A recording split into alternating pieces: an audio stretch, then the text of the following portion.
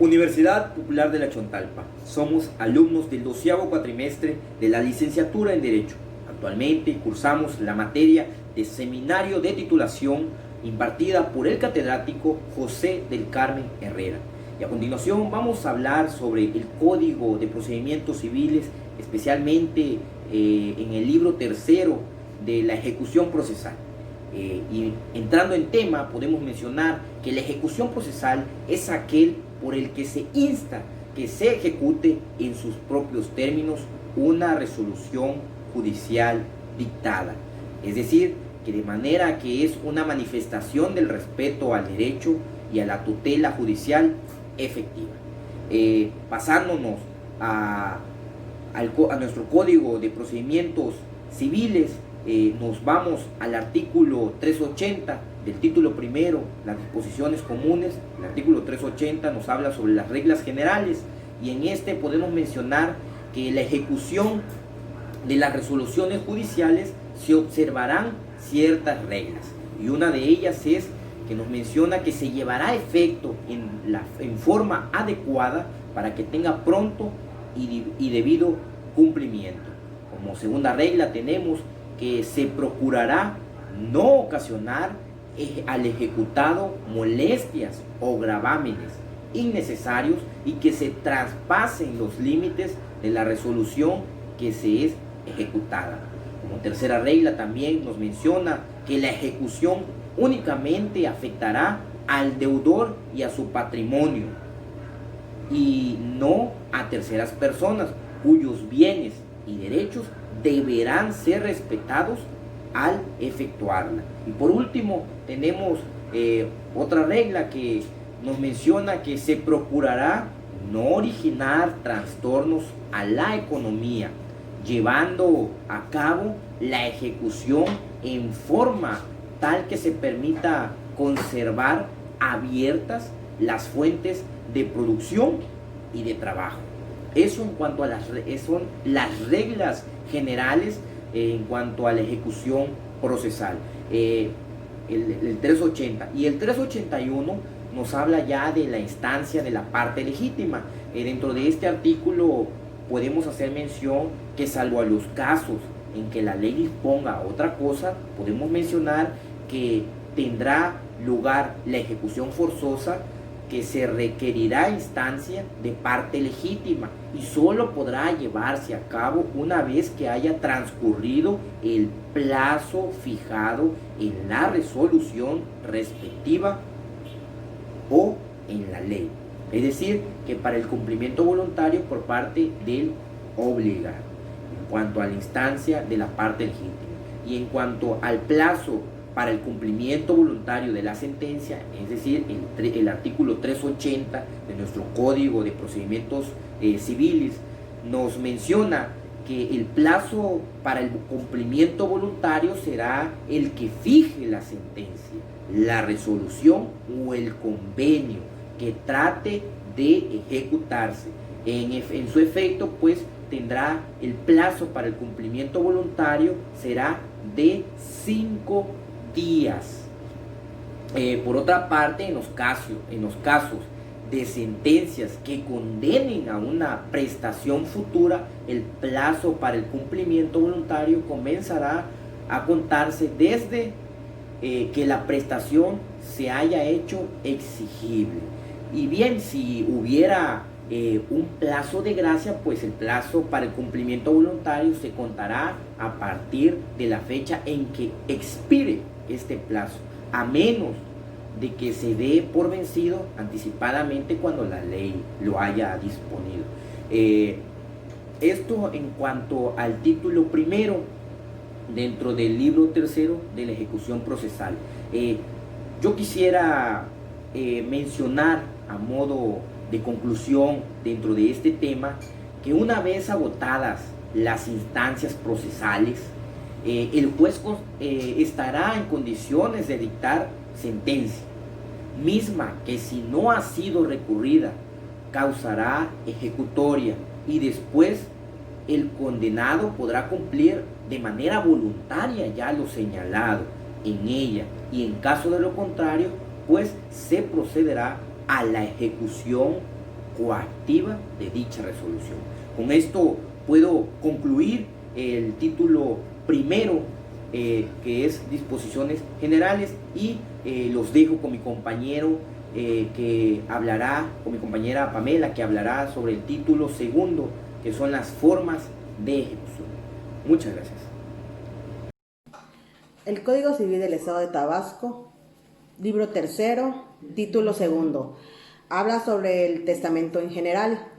¿Qué es el testamento? El testamento es el acto por el cual una persona dispone para después de su muerte de todos sus bienes o parte de ellos. El testamento es un acto jurídico, unilateral, revocable y personal.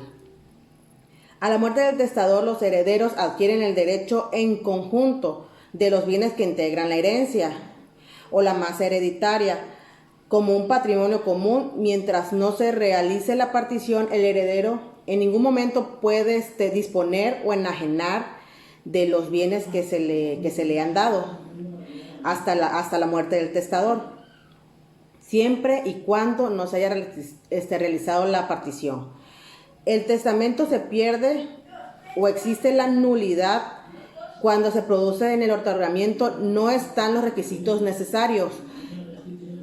¿Qué son los requisitos necesarios? Pues para su validez es cuando el otorgamiento está en violencia, o cuando es fraude o dolo, o cuando se ha otorgado a favor. El título tercero de nuestro Código de Procedimiento Civil del Estado de Tabasco nos habla acerca de lo que es un embargo. El embargo es un medio de ejecución forzada mediante el cual un acreedor pone en manos de la justicia los bienes de su deudor, esto con el objetivo de poder saldar su deuda. La ejecución deberá realizarse forzosamente para que el objetivo sea que los bienes sean embargados, es decir, tendrá efecto de que se le requiera al deudor para que mediante sus bienes cubra el total de su deuda, a fin de poder cubrir el importe establecido de la ejecución. Dicho requerimiento de pago se hará mediante una diligencia de embargo que deberá realizarse mediante las siguientes reglas. En el código menciona que la diligencia se practicará mediante las siguientes reglas. El ejecutor deberá trasladarse a la casa del deudor, pero si éste no se encuentra en dicha casa, deberá dejar un citatorio en el cual se señale una hora en específica para que el ejecutor pueda pasar al día siguiente.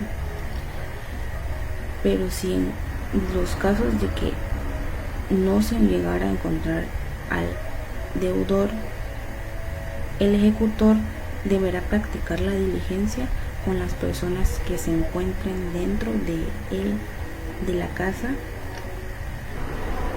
También nos dice que aunque el deudor no cumpla con la ejecución, no podemos embargar todos los bienes, porque el código menciona que existen varios bienes que no pueden ser objeto de embargo, tales como son los de contenido patrimonial, los vestidos, los muebles de uso ordinario, los instrumentos y los aparatos que son útiles para el oficio y que son necesarios para poder realizar un trabajo, y así como todas aquellas que se encuentran establecidas en el 412 en mención.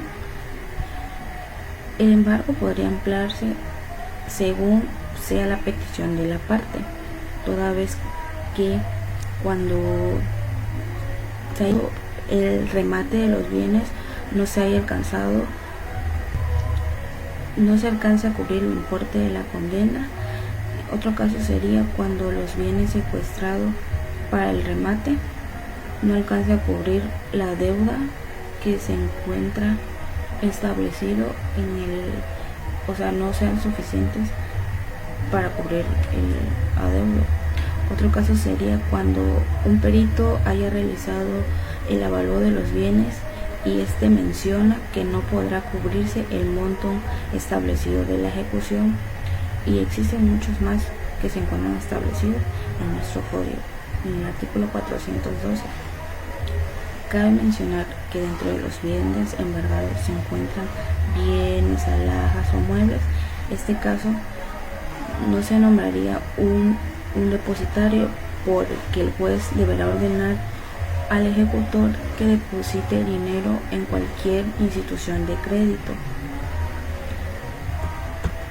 Asimismo, existen diferentes cosas o bienes que pueden ser objeto de embargo, tales como el embargo de crédito, el embargo sobre bienes inmuebles. Esto es cuando existen, esto se da en los casos en los que el juez nombra a un depositario para que éste sea el encargado de resguardar los bienes.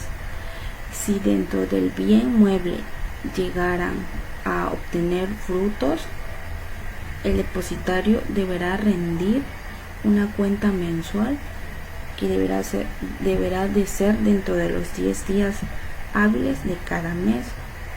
Los bienes que pueden ser embargados podrían ser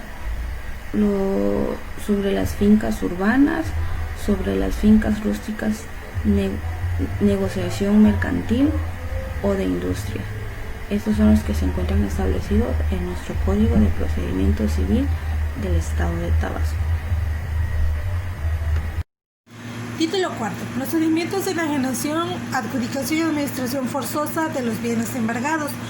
Para ordenar la enajenación, tienen que haber transcurrido 10 días después del embargo, en excepción hecha de los casos que se trata de dinero en efectivo, de bienes susceptibles o de rápido demérito o deterioro.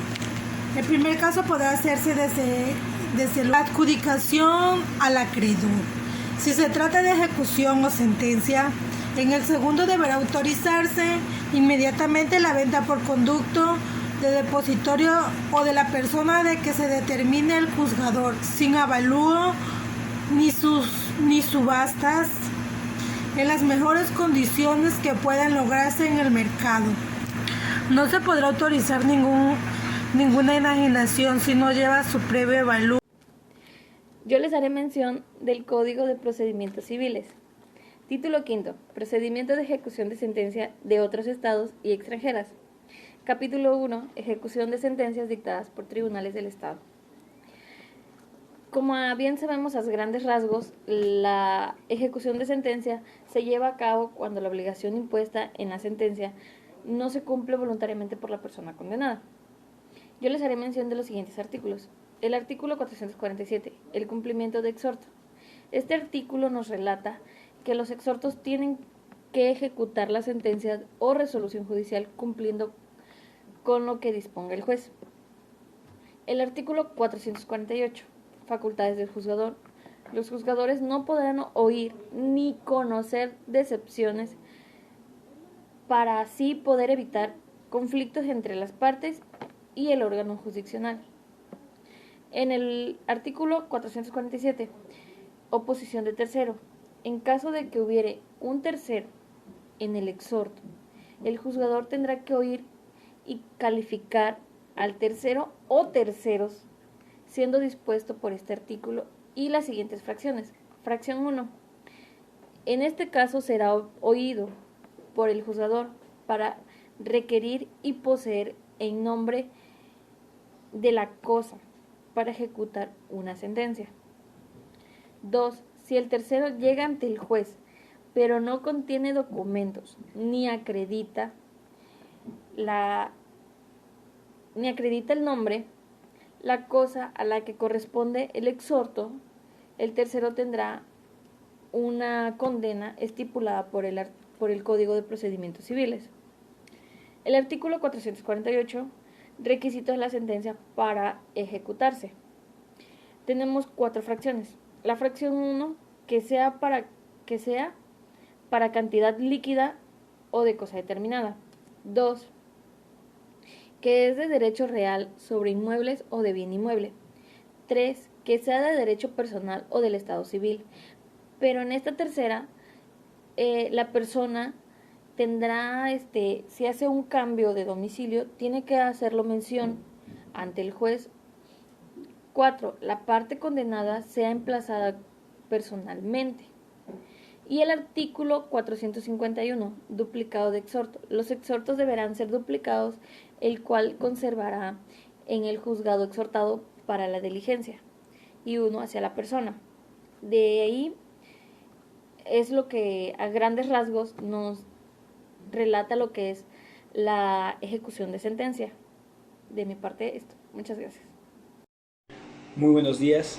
Para finalizar el tema del equipo, les hablaré acerca del capítulo 2 del título quinto.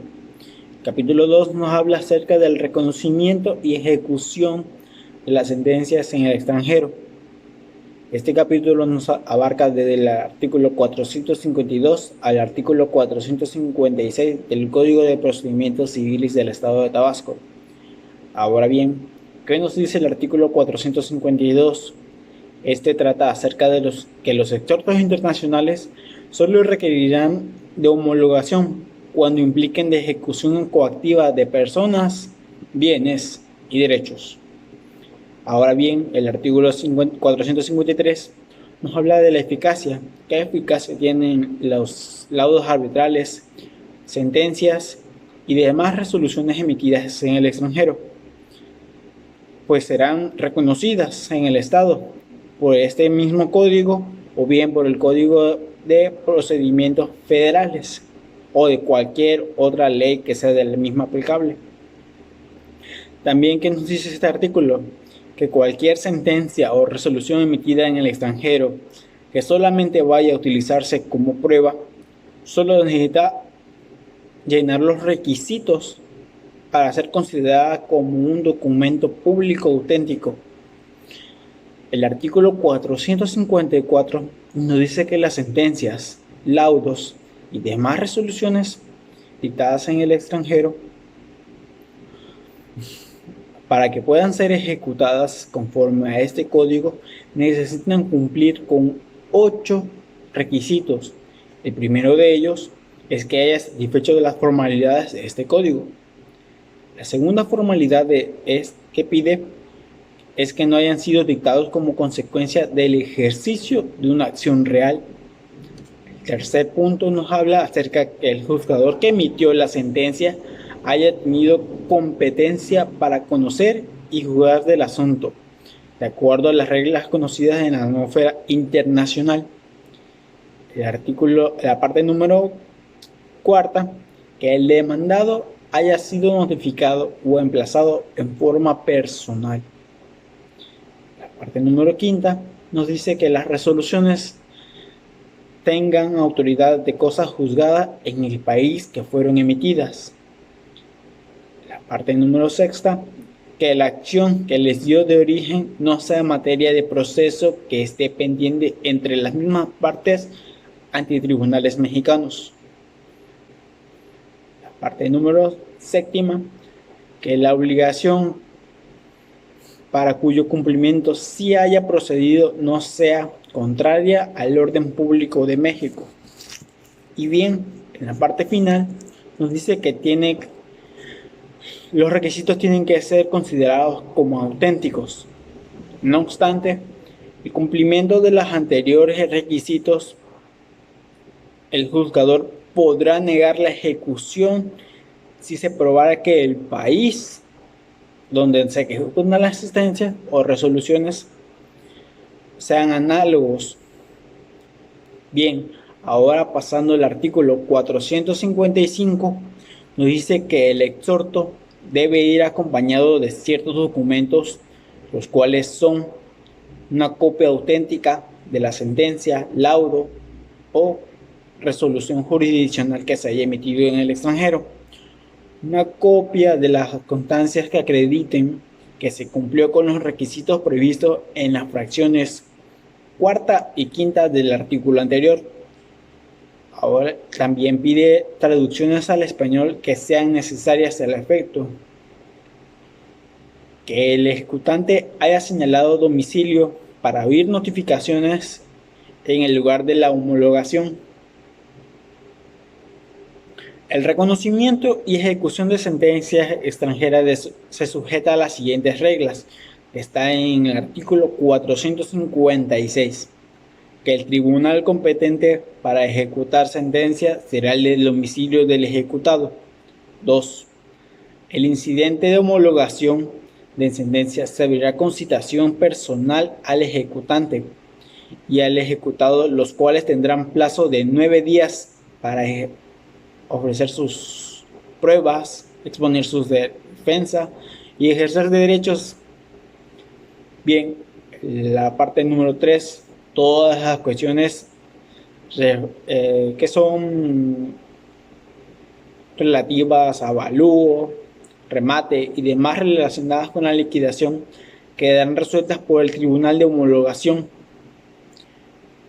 La parte cuarta nos dice que ni el juzgador de primera instancia ni el de apelación podrán examinar ni decidir sobre justicia o injusticia del fallo. Y por último, nos dice de una sentencia, si una sentencia, laudo o resolución jurisdiccional extranjera no pudiera tener eficacia en su totalidad, el tribunal tiene su eficacia parcial a petición de parte interesada.